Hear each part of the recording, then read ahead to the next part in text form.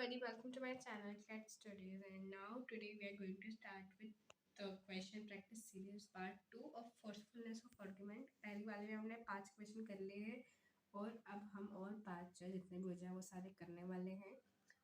Now let's start with question number 6. पहले के 5 हमने कर लिए हैं in first video. Now come to the question number 6. What does it says? Should non-vegetarian food be totally banned in our country? First of all, in our country दिया है, specifically किसी country का नाम नहीं दिया है. I am telling it again. हमें जो भी क्वेश्चन है उसको प्रैक्टिकलिटी से सोचना नहीं है, क्योंकि वो ज़्यादा कन्फ्यूजन क्रिएट कर देते हैं अपन को. ओके, तो जैसे हमने क्वेश्चन नंबर 5 में मैंने बताया था कि सेक्युलर वाला किस तरीके से कन्फ्यूजन क्रिएट करता है स्टूडेंट्स के among. So now let come again to the question number 6 कि should be totally ban in our country. ना उसके आर्ग्यूमेंट क्या दिया है? येस. वाई सो? रीजन क्या है?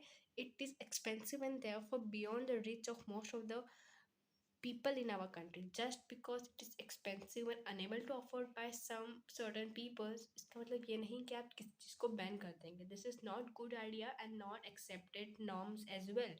Therefore क्वेश्चन नंबर 6 का ए मतलब जो फर्स्ट आर्ग्यूमेंट है वो एक्सेप्टेड नहीं है. This is very weak as well as annoy. ठीक है, तो ये एक्सेप्टेड नहीं रहेगी.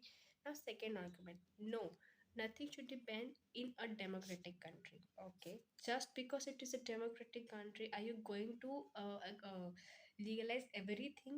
क्या ऐसे तो डेमोक्रेटिक कंट्री है तो फिर यहाँ पर ड्रग्स भी बैन नहीं रहना चाहिए? Okay, are you getting the point? This is not correct and strong reason as well.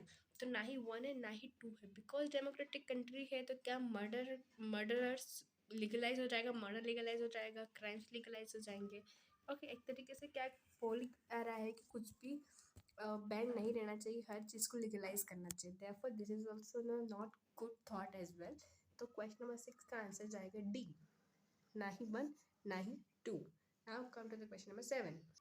Okay, question number 7 says that should films be included in a concurrent list? Concurrent list क्या होता है? देखो, concurrent list are those list कि उसके जितने भी subject matter है वो स्टेट और यूनियन गवर्नमेंट दोनों मिलके लें. ठीक है, कि पॉलिटिकल पार्ट है छोटू सा कि जो सब्जेक्ट मैटर्स रहते हैं कॉन्करेंट लिस्ट में, उसमें स्टेट गवर्नमेंट और यूनियन गवर्नमेंट दोनों पार्ट लेती है. तो कहना क्या चाहता है, क्या बोल रहा है ये आर्गूमेंट कि क्या जो फिल्म्स रहती है उसको कॉन्करेंट लिस्ट में डाल दिया जाए? क्यों डाल? ताकि दोनों डिसीजंस ले सके. तो आर्गूमेंट्स क्या है कि हाँ, डाल देना चाहिए. Because this will give respect to the views of state. Views of state को रिस्पेक्ट देना है. तो again I am telling that कि this is also not the good. Okay, weak argument है. क्यों वीक आर्ग्यूमेंट है? कि जस्ट व्यूज ऑफ स्टेट्स मतलब क्या होता है? इस तरीके से कुछ भी टर्म्स नहीं होता है. यहाँ पर स्टेट्स की व्यूज़ की बात कर रही है और हमें पता है कॉन्करेंट लिस्ट में डिसीजन किसका प्रिवेल होता है? यूनियन का डिसीजन प्रिवेल होता है. भले ही स्टेट कुछ भी रिकमेंडेशन दे दे, डिसीजन तो यूनियन का ही प्रिवेल होना है. तो यहाँ पर ये चीज़ की respect to the views of state ये बिल्कुल भी गलत है एक तरीके से. This is false statement. Okay, तो 7th का फर्स्ट वाला एलिमिनेट हो जाएगा. और सेकेंड स्टेटमेंट क्या है? No. Why no? It will destroy the standard of film. एक मिनट, क्यों स्टैंडर्ड ऑफ फिल्म कम हो जाएगा? डिट्रॉयट मतलब होता है एक तरीके से कम हो जाना या फिर बिगड़ जाना. तो क्यों बिगड़ जाएगा? जस्ट बिकॉज एक से ज़्यादा डिसीजन, एक से ज़्यादा बॉडी डिसीजन ले रही है तो एक तरीके से इट विल बी हेल्पफुल. कम नहीं होना चाहिए. ज़्यादा बॉडी डिसीजन ले रही है तो डिसीजन अच्छा लिया जाएगा. ओके, देन अगेन यहाँ पर ये भी फॉल्स स्टेटमेंट है, इसलिए दोनों एलिमिनेट हो जाएगा. 7th का आंसर भी डी जाएगा. I am repeating the same. ये थोड़ा वियर्ड लग रहा होगा कि ऐसा कैसा जा रहा है, लेकिन the thing is that when you have to be a very frequent and daily. रोज़ प्रैक्टिस करेंगे तो फिर क्वेश्चन बनने लग जाएंगे. अभी भले ही से थोड़ा वियर्ड जा रहा होगा but this is the truth. रोज़ करना पड़ेगा. 3 4 5 6 5 6 5 तो रोज़ ही करना चाहिए at least. Now come to the question number 8. Should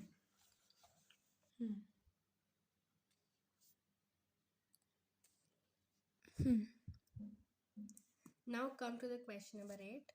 Question number 8 says that should there be only one university throughout India? Okay, now it is specifically giving you the name India. Argument क्या है? Yes, this is the only way to bring uniformity in educational standard. Okay, again the same, ये वो वाला case हो गया, you are just trying to kill mosquito by swat, तलवार से मक्खी या मच्छर को मारना, just because you want uniformity education standard, तो you should work on root levels, bottom approach लेना चाहिए, टॉप अप्रोच लेना चाहिए.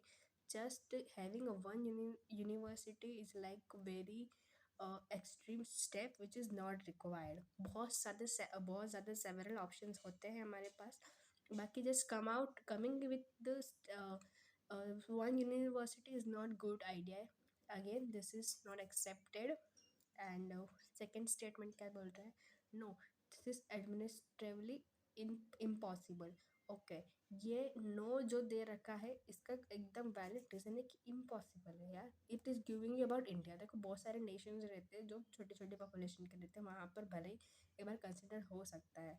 देयर आर सेवरल नेशंस जहाँ पर पॉपुलेशन रहती है, जैसे हमारे इंडिया की एक स्टेट, जैसे यूपी की पॉपुलेशन से भी छोटे छोटे एक कंट्री रहती है, तो वहाँ के लिए हम ये वाला स्टेटमेंट सोचना पड़ेगा कि ये टिक करे या नहीं करे.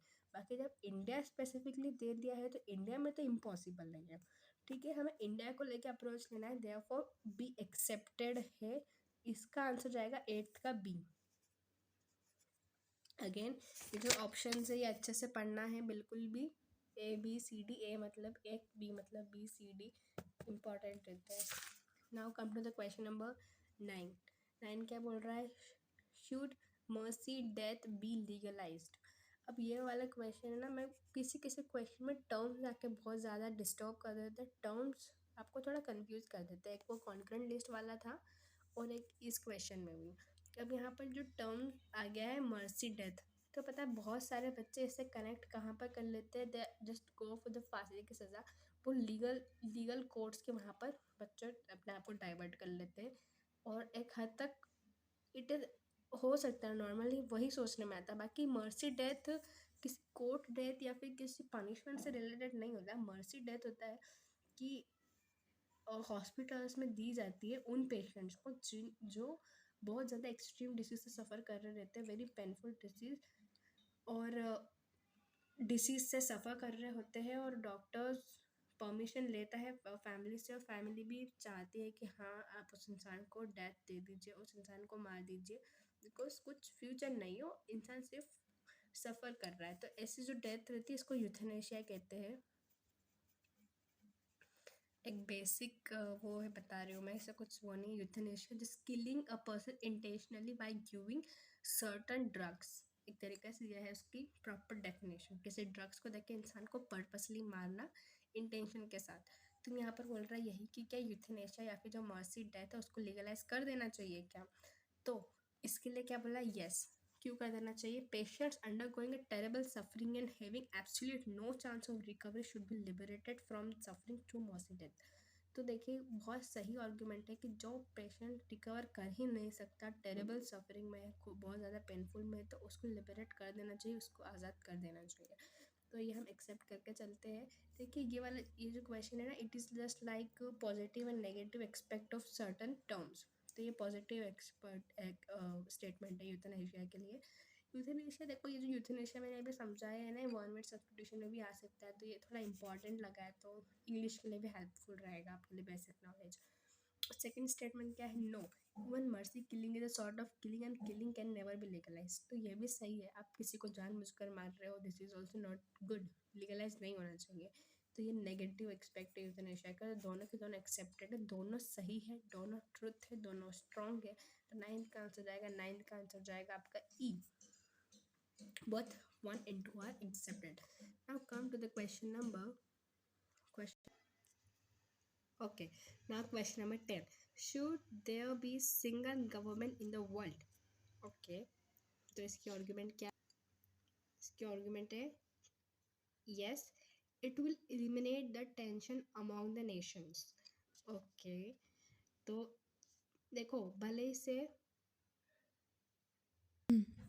yes, it will help in eliminating tension among the nations. तो देखो एक तरीके से ये जो स्टेटमेंट है, देखो प्रैक्टिकल वर्ल्ड के हिसाब से अगेन तुमको लगेगा कि ये कंफ्यूजिंग है कि यस करे कि नो करे. बाकी देखो अपन को क्या फोकस करना पड़ता है, अपन को रीज़न के ऊपर फोकस करना पड़ता है कि वो कितना स्ट्रांग है. और रीज़न क्या बोलता है कि सिंगल गवर्नमेंट रहेगी तो टेंशन्स नहीं रहेगा नेशन के बीच में। और ये बात बहुत हद तक सही है और ये रीज़न भी एक्सेप्टेड लग रहा है, क्योंकि दिस इज़ ट्रूथ। एक तरीके से ये फैक्ट है, एक तरीके से एक्सेप्टेड नॉर्म्स है कि टेंशन नहीं होगा अगर सिंगल गवर्नमेंट रूल करेगी। जितने भी इंटरनेशनल फाइट होती है, जितने भी डिफरेंसेस रहते हैं, वो नहीं आएगा ना। सही तो बात है, यहाँ पर कहीं कुछ भी क्वेश्चनिंग की बात नहीं है। सेम प्रैक्टिकलिटी पे जाए तो ये नहीं एक्सेप्टेड है। बाकी मैं बोलती क्या हूँ कि जब तक ज़रूरत नहीं हो उस पर आपको जाना ही नहीं है। Okay, now come to the second statement, no. क्या बोल रहा है? No. Why? Because then only the developed countries will dominate in the government. Okay, सही तो बात है। फर्स्ट हम एक्सेप्ट करने वाले हैं। क्यों एक्सेप्टेड करने वाले हैं? क्योंकि इसका रीज़न एक्सेप्टेड है, रीज़न इसका सही है, वैलिड है। और सेकंड क्या बोल रहा है? नहीं होना चाहिए क्योंकि डेवलप्ड कंट्री डोमिनेट करेगी। और ये भी सही है क्योंकि आज के टाइम पे भी in today's world also the developed nation like western nation he dominate कर रहे हैं पूरे वर्ल्ड में। वो बात अलग है कि अभी धीरे धीरे पावर इमर्जेस हो रही है। इंडिया भी इमर्ज हो रहा है, चाइना इमर्ज हो रहा है, सारे मतलब एक तरीके से सब इमर्ज हो रहा है। लेकिन from decades western power he India को डोमिनेट, सॉरी, वर्ल्ड को डोमिनेट कर रही थी। उसी हिसाब से अगर सिंगल गवर्नमेंट रहेगी तो उसमें भी डेवलप्ड कंट्रीज ही डोमिनेट करने वाली। ये भी फैक्ट है, स्टैब्लिश्ड फैक्ट है, कुछ भी बात गलत नहीं है। तो 10th का आंसर ई आने वाला है। तो इस हिसाब से हमने आज भी 5 क्वेश्चन कर लिए हैं, 5 कर लिए हैं। Now again I will be coming with another videos. अब तक के लिए इतना आप करिए and thanks for watching the class and don't forget to like and subscribe my channel.